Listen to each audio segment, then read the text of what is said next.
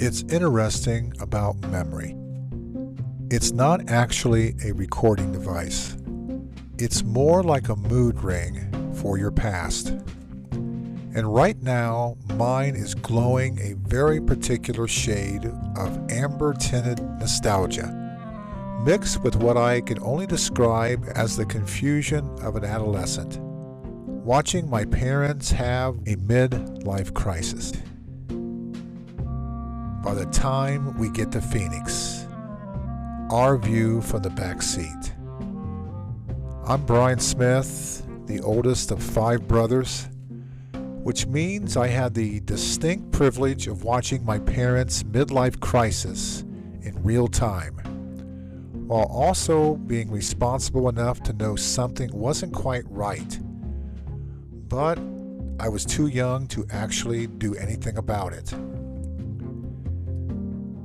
Today I'm talking about the move that launched 1,000 returns, or so it seemed, our family's obsession with Phoenix, Arizona, and how 2 weeks in 1973 essentially rewired my parents' brains like some kind of desert heat lobotomy. Let me set the stage for you. Upper Sandusky, Ohio, 1973. Population 5,000, give or take. When I think of Upper Sandusky in the 1970s, it's not some metaphorical Norman Rockwell painting. It's actual conditions.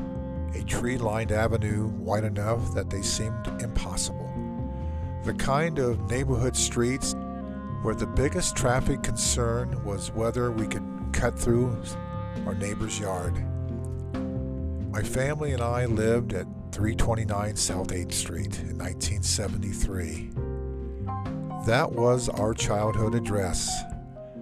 It was the kind of house that had roots, not just physically, but socially. My parents knew their neighbors' parents. My grandparents lived just a few miles away. My dad worked at Marion Power Shovel Company in Marion. That's right, an actual iconic American manufacturing company. 45-minute commute, which in 1973 was manageable in a way that might seem quaint today. Our mom was a homemaker, which meant she wasn't just managing the household. She was the field general and curator of our days. And me and my brothers, well, there was Jeff, my twin brothers Rick and Randy, and Kyle, the youngest. We had the Busy Bee convenience store practically next door. New Meister's Bakery for donuts and cakes, just about a mile downtown. We walked to school. We had friends we'd known for years. We were active in sports. Our social structure was so secure it was almost like it was a dream. Upper Sandusky even had a newspaper, the Daily Chief Union, which when my brother Jeff first read the headline called it the Daily Chiffonian. Upper had Native American history that the town actually took seriously. Upper Sandusky, or Upper as we called it, had values, the kind that feel almost impossible today, like they were printed on some obsolete currency nobody accepts anymore. We had stability personified. And then came 1973, June to be exact. A few years earlier, our Uncle Dallas, my dad's brother, had moved to Phoenix. He was living his dream. And the way he told it to my dad, living his dream. Dallas and his wife Linda, platinum blonde, petite, pretty, the kind of woman who looked like she'd stepped out of a cigarette advertisement from 1963. They were thriving in the Arizona heat. Dallas invited Dad to come to see what the Promised Land looked like. Here's what I don't understand at the time but recognize now. Our Grandpa Butterman was dying of cancer. Mom's dad, the man she'd known her whole life, was literally deteriorating while she lived in a tree-lined town just a 45-minute drive away.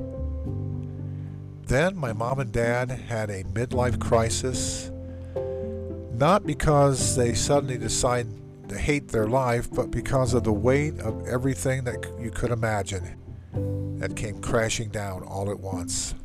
In 1973, my dad was 41. That was still young enough to believe you could reinvent yourself, but old enough to have regrets later on. In June 1973, all of us piled into our 1970 Impala. 5 kids, 2 parents, 3,000 miles of American highway between Ohio and Arizona.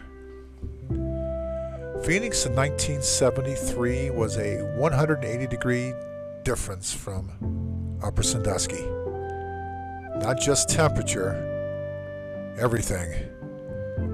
When we arrived in Phoenix, we were amazed. We were rejuvenated even. First of all, it was the heat, actual heat, that made you feel alive in a primal way. And there was space. And there were Dallas and Linda, making it all seem like they'd figured out some secret the rest of America was still searching for. It took us 3 days to get there. We stayed a week, and then 3 more days home. 13 days of what felt like liberation. But here's the crucial part. When we got back home to Upper Sandusky, Mom and Dad were not the same people. They were smitten. And when Phoenix seduces you, and believe me, it does, it doesn't let go easily. It's like Phoenix was a seductress, and Upper Sandusky was just a reliable spouse. One's exciting, one's real. What happened next still puzzles me. Mom and Dad quickly sold their house. The childhood house that I loved to this day. 329 South 8th Street. Gone. They took the money and they ran. Moved us all to Phoenix. No plan B. No, let's keep the house and rent it out and see how it goes. No safety net. Total commitment to Phoenix and Dallas and Linda. I remember, and this detail has stuck with me for 50 plus years, Mom and Dad would go out with Dallas and Linda constantly once we got to Phoenix. They were living the good life, having fun in a way that seemed almost urgent, almost desperate. And the 5 brothers, we were left at home, watching our parents become different people.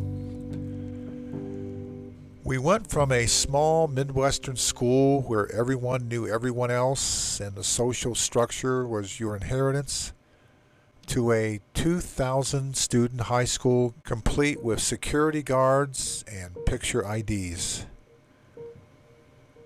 This wasn't a new school, this was a institution. And in 1973, Phoenix was growing, expanding. You could feel the future happening in real time. And then, and this is the part that nobody tells you about when you relocate, the thrill wore off.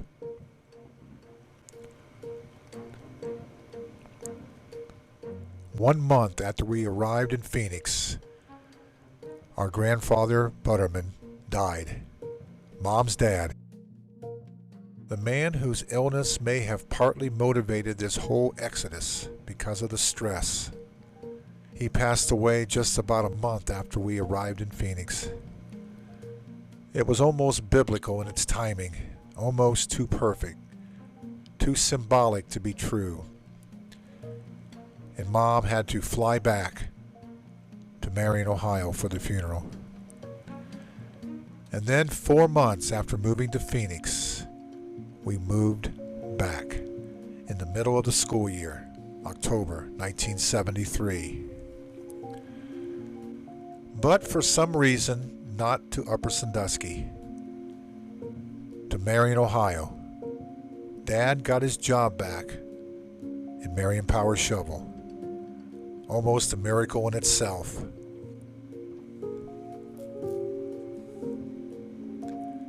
I would have loved to have went back to Upper Sandusky, but that home had been sold. They had burned that bridge, taken the money, and attempted to restart life in the desert. It didn't work out.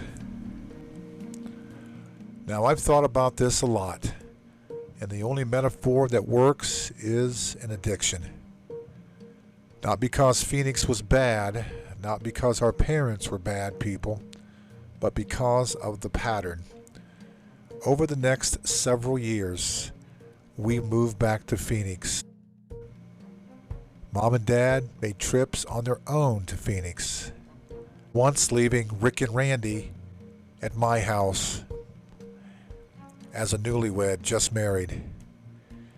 It was like watching someone return to the bottle, get sober, return again. The destruction wasn't dramatic.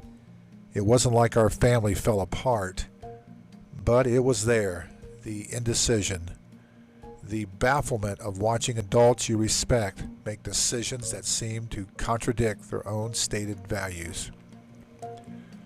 Were we happy in Upper Sandusky? Absolutely.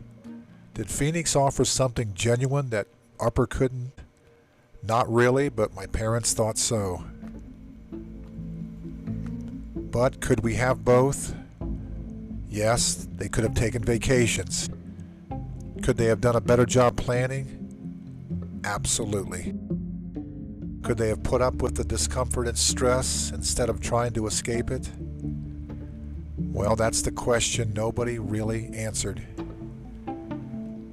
My brothers, Jeff, Rick, Randy, Kyle, on podcasts and privately, we've talked about this over the years. We compare notes. We can even laugh about it today. But there is an undercurrent of why. It's not accusatory. Our parents were good people. Time and time again, they showed they loved us. But they were also running, and I'm still not entirely sure what they were running from. Mom's father's cancer, a sense that life in a small Ohio town was too small for who they were becoming, Dad's restlessness at Marion Power Shovel. I think those are all factors in their bad decisions. It might take a psychological review to figure it out. But here's what I discovered. The memories of Phoenix were real. The experiences were genuine. And looking back, traveling as kids, even when it was for confused reasons, gave us something that staying put might not have. We had some amazing times in Phoenix. And here's what I've learned sitting in the back seat of that 1970 Impala heading toward a mirage. My parents made decisions that seemed illogical at the time, but were actually deeply human. And I'm the same way myself. They simply wanted more. They wanted different. They were willing to risk stability for possibility, which is terrifying and noble in equal measure. And the 5 of us kids, we experienced something that most small-town children never would. We saw America. We felt the pulse of a growing city. We had access to a form of freedom that came from not being rooted, at least temporarily.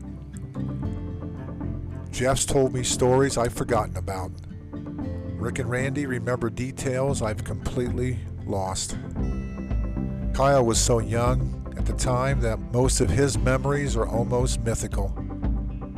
He's the keeper of innocence we've all grown away from. And we've got stories, so many stories, some hilarious, some poignant, some that don't quite make sense. I've shared many of them on these podcasts, and believe me, there's more to come. Because apparently the desire to understand your own childhood by talking about it is genetic and therapeutic. It's what we inherited from mom and dad. This need to revisit, to make meaning, and to explain why we are the way we are. The thing about family is that it's not about geography. It's not about whether you're in Upper Sandusky or Phoenix or Marion or anywhere else on the map. It's about who's sitting next to you. And for me, that has always been my brothers and my family. 4 guys who experienced the same confusion, the same relocations, the same desperate reaching for something our parents thought might be better.